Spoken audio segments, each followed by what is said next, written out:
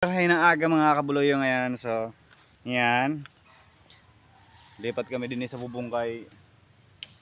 Pakawit mininiyan kay medyo nag-uran-uran naman. Nagdurudalugdog kasi nagkikilat-kilat. So, medyo nabuson tayo ng bigas. Joke lang. Nakawit mininiyan kay para din na kami mag-agi ulit. Pagkatapos puro naman kinisakadang tada. So yan mga kabuluyong, it's kawit-kawit time naman krita din sa bubon.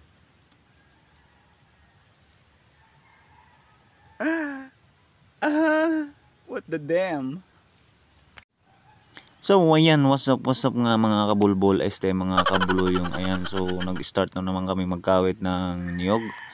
So bali ito nga palang kinakamitan namin is ito yung ano ng tatay namin sa bubon. Ito yung kumbaga mana niya sa aming lola.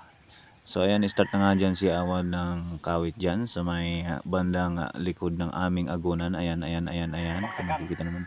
At ito nga pala yung tito kong napakagwapong gwapo at medyo pugod pa. So siya po si Boy Kinagang. Nagre-request naman siya ng lukaran. Kung nakikita naman.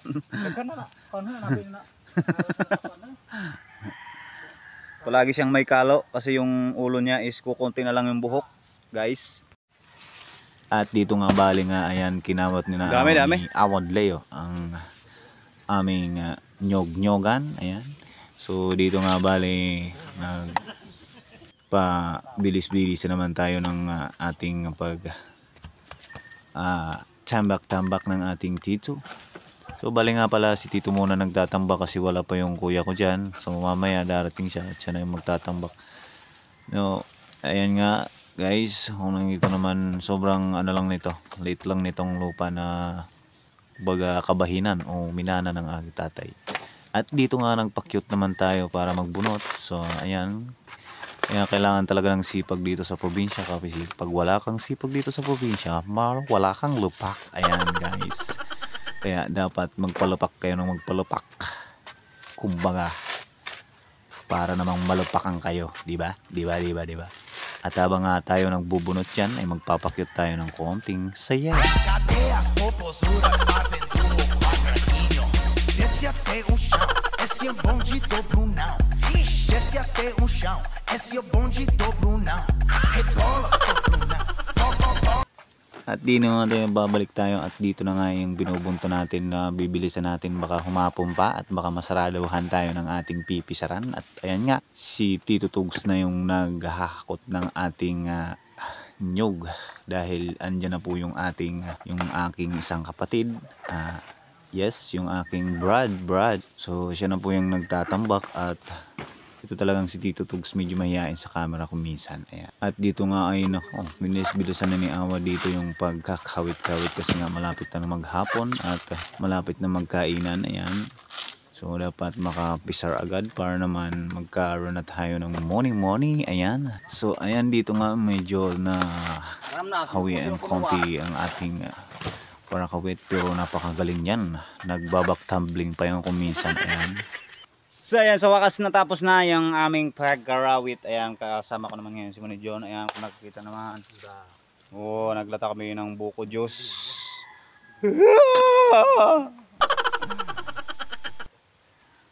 So may bunutan pa kami guys, mga kabulbol. Ayan mga kabulbol, mga dami pa yung kabunutan natin, ha? Pero ang bira na yung suot nang makapisar-pisar na tayo dahil we need money.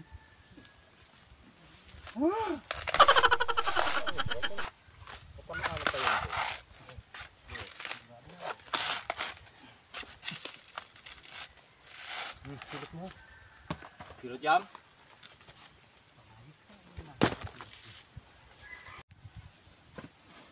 At ayan nga, sinasako na ni Manoy John. Ayan, kung nakikita na naman nakakalo siya. Ayan, sinasako niya, pero yung bilang niya is pinapaliikan niya ng dalawa kada isang sako.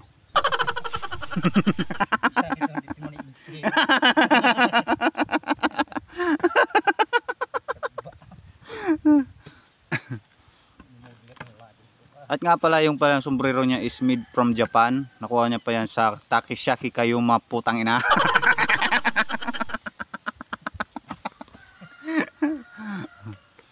At yung takuban niya ay galing kay Dirio. Sponsor ng kanyang cycling is Linda Lim.